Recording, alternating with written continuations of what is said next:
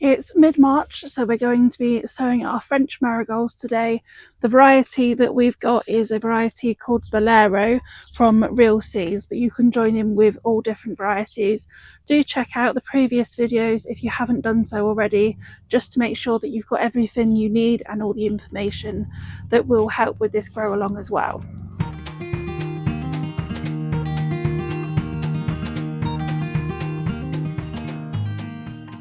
Marigolds are half hardy annuals. So the annual part of that means that they're going to complete their life cycle within 1 year period. So we're going to see these germinate, flower and get seeds from them all within the same year. And then the half hardy means that they are not completely hardy and they will tolerate some cold, but they do want to be protected from frost. So if you have an area where you can keep them outside and keep them protected from frost, then that's absolutely fine. If you don't, then it is probably better to keep them inside.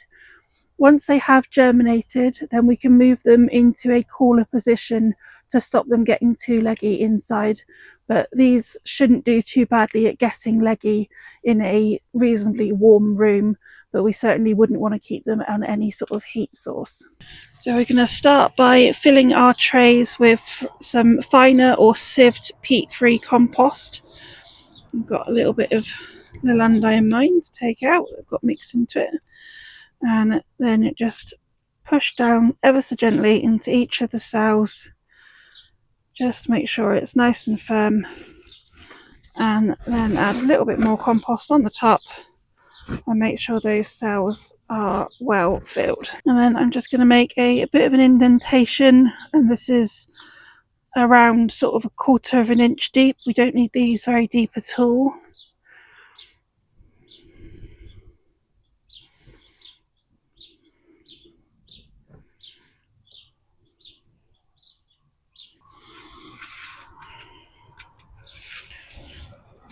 This is what the seeds look like. So they're black with like a little tassel on the end of each of them, and we're going to be popping 2 of these seeds into each of these cells.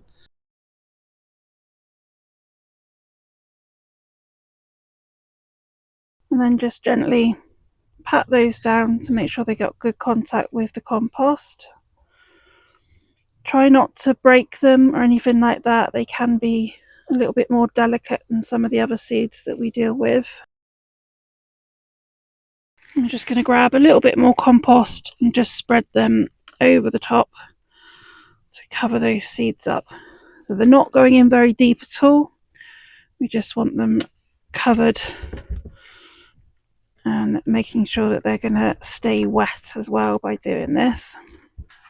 And then next we want to give them a good water. So I'm going to bottom water. If you were going to top water, I would do that before you add the seeds and then spray onto the top.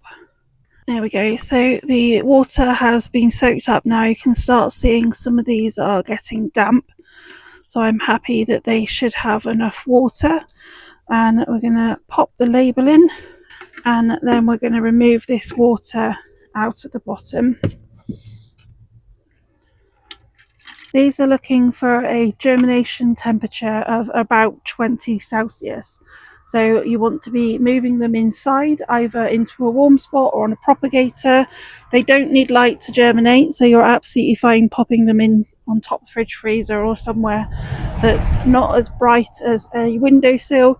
But as soon as we see those seeds starting to come through, and that should be pretty quick, then we want to take them and put them into a bright windowsill. We're going to pop a dome on just to make sure that the humidity stays up. If you haven't got a dome, then one thing that you can do is pop a bit of cling film or a bag over them just to keep that moisture levels up until they do germinate. As soon as they germinate, if only a few start coming up and you've got a slider on the top, then open the slider. Once most of them, or over sort of 50% has germinated, then remove that dome and make sure that they have plenty of daylight to keep them going. We will next be looking at these marigolds when they have germinated and they're ready to be potting on. If you are using a tray rather than cells and you want help to know how to pick them out, let me know and I'll do a video on that as well.